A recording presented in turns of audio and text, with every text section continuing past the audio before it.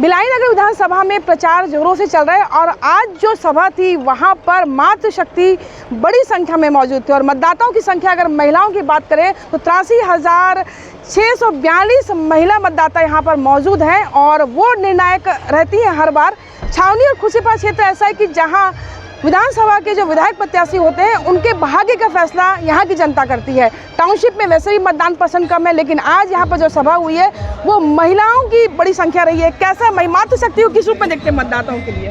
देखिए, मातृशक्ति एक ऐसा है कि अगर महिलाओं ने ठान लिया तो उन्हें कोई गुमराह नहीं कर सकता। और इस बार जो हमारा घोषणा पत्र है और भाजपा की सरकार में भी जो महिलाओं के उत्थान के लिए काम किए गए, इन्होंने क्या किया? इन्होंने कहा था कि महिला सहायता समूह के सारे ऋण माफ़ करेंगे, उन्होंने माफ़ नहीं किया। जो बल्कि रेडी टू ईट चलाते थे वो टाटा सरी के कंपनी को दे दिया, बड़ी कंपनियों को दे दिया, वो उससे उनका रोज़गार छिना। इन्होंने जो नशाबंदी की बात कही थी, पूर्ण नशाबंदी कही थी, पूर्ण छोड़िए, गली गली में नशा पहुंचा दिया। शराब छोड़िए, अब तो ब्राउन शुगर इस भिलाई में और छत्तीसगढ़ में बिक रहा है।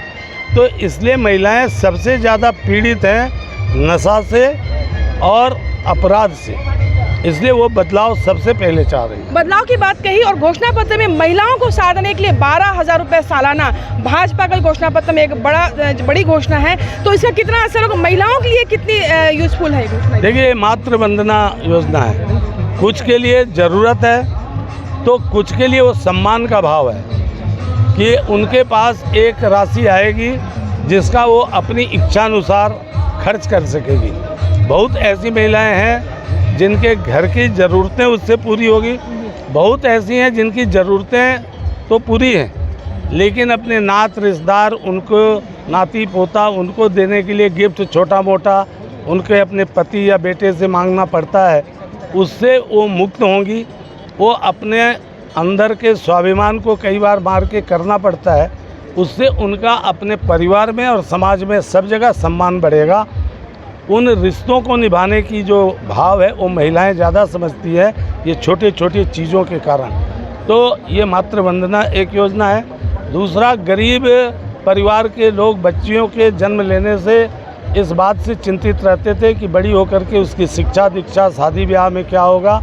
तो वो जैसे ही बड़ी होगी, जैसे जन्म लेगी, उसको 1.5 लाख का हम लोग बॉन्ड देंगे, जो 18 साल की उम्र में उसको 1.5 लाख रुपया मिलेगा। उसमें उसकी शिक्षा से लेकर के शादी ब्याह के खर्चे होंगे। ये तो थी बेटियों की और माताओं की बात भय और अपराध की बात हो रही है। कल एक बड़ी घटना हुई, यहाँ पर एक संदिग्ध आतंकवादी पकड़ा गया। किस नज़र से देखते हैं इसे? अब देश के सारे अपराधी पिछले 5 वर्षों में छत्तीसगढ़ और छत्तीसगढ़ में भी सर्वाधिक भिलाई को अपना आरामगाह समझ रहे हैं। वो आसानी से आके यहाँ छुप रहे हैं, रह रहे हैं और यहाँ की पुलिस और यहाँ की सरकार नहीं पकड़ी। उत्तर प्रदेश की योगी की पुलिस आकर के पकड़ी है।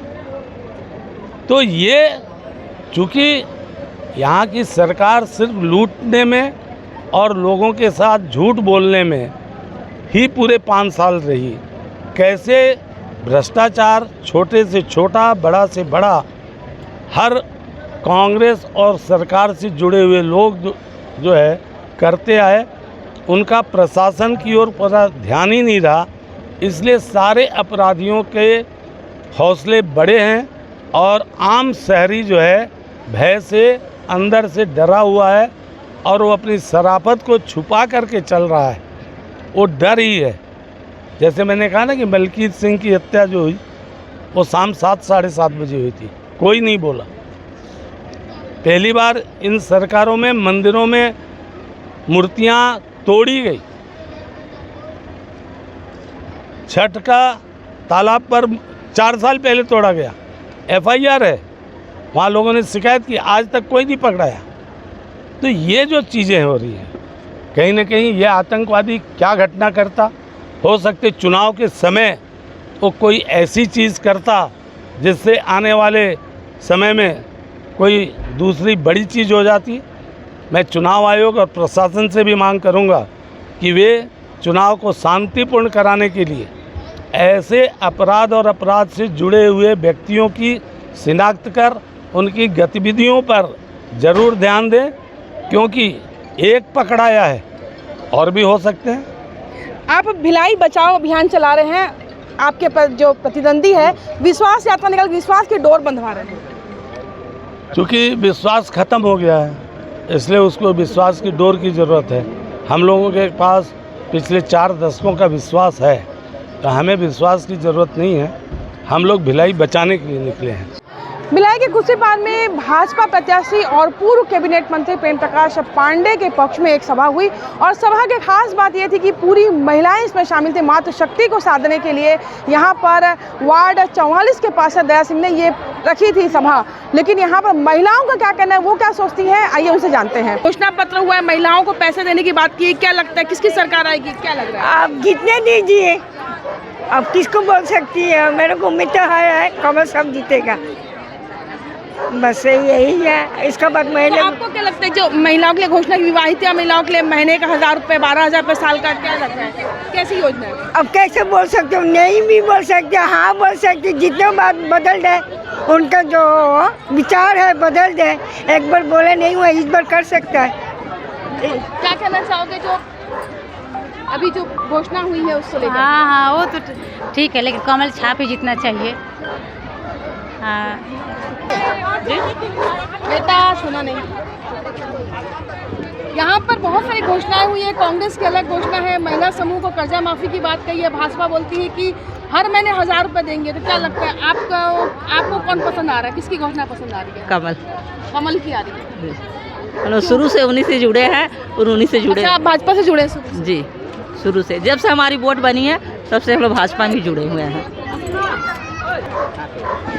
आपके यहाँ विधानसभा क्षेत्र भिलाई का पड़ता है, क्या दिक्कतें हैं और क्या लगता है कि इस बार किसको आना चाहिए और किस तरीके का आप चाह रहे हैं विधायक यहाँ पे? हम लोग प्रेम प्रकाश पांडे जी को लाना चाहते हैं। 5 साल में हम देख लिए कांग्रेस सरकार को गुंडागर्दी इतना हो गया और दिन दहाड़े छुरा चाकू होने लगा है, इसलिए हम महिलाएं डर गए हैं कि हमारे बच्चे घर से बाहर जाएंगे तो क्या होगा क्या नहीं होगा। माँ लोग बहुत परेशान रहती हैं, इसलिए हम अपने आप को, हमारे बच्चे को, आने वाले भविष्य को सुरक्षित चाहते हैं। कांग्रेस तो बोल रही कि यहाँ बहुत अच्छा विकास किया है, बहुत अच्छा काम किया है, सुरक्षा भी अच्छी है यहाँ पे। वो कहने से नहीं होता ना, वो करने से होता है, वो दिखाई देता है। हम जो देख रहे हैं वो हमें आगे की समस्या ही दिख रहा है कि अगर हम कांग्रेस को लाएंगे तो हमारा भविष्य बच्चे लोग को या हमारे परिवार को या अगल बगल पड़ोसियों को भविष्य बर्बाद हो जाएगी, इसलिए हमें सरकार बदलने की ज़रूरी है। क्या लगता है इस बार क्या चाह रहे हैं आप लोग, पब्लिक क्या चाह रही है इस बार? बोलो ना, बोली ना। कमल हम लोग का कमल के है, हम लोग कमल के सब दिन देते हैं, आज भी उन्हीं के देंगे। सब चीज़ छूटा चाहिए, अच्छा चाहिए। आप लोग कार्यकर्ता हैं क्या भाजपा के? नहीं पब्लिक नहीं, पब्लिक है। हाँ पब्लिक है। तो यहाँ पे आज आए थे सुनने के लिए? हाँ, भाषण सुनने के, हम सब कोई भाषण सुनने के लिए ना आए ना। हाँ। क्या अच्छा लगा यहाँ पे आज आपको? मेरे को भाषण बहुत अच्छा लगा, जो बोले हैं बहुत अच्छा लगा। हाँ सुविधा है महिलाओं के लिए, बस हम लोग का यही। क्या बात में नहीं है, पेंशन चाहिए हम लोग को। तो पेंशन तो मिलने वाला था, बोल रहे थे इस बार पिछली सरकार ने बोला था पेंशन देंगे, नहीं मिला अभी तक। 5 खर्च किया, नहीं मिला। हमको पेंशन चाहिए बस।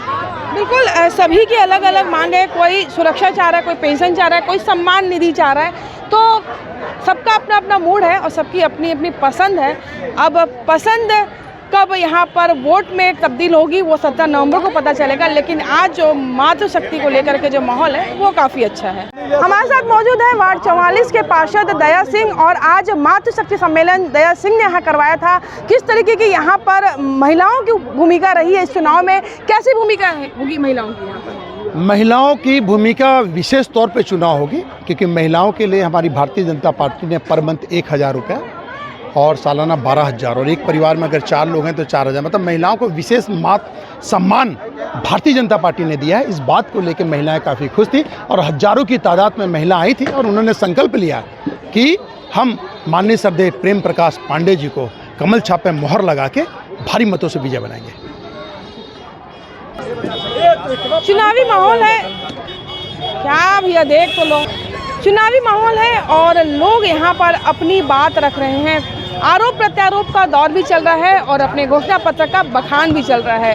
अब गेंद मतदाताओं के हाथों में है कि अब वो किसके पाले फेंकते हैं गेंद, और ये 17 नवंबर को तय होगा कि वोट किसके पास जाएगा और कौन बहुमत से अपनी सरकार बनाएगा। कोमल धनेसर, IBC 24 भिलाई।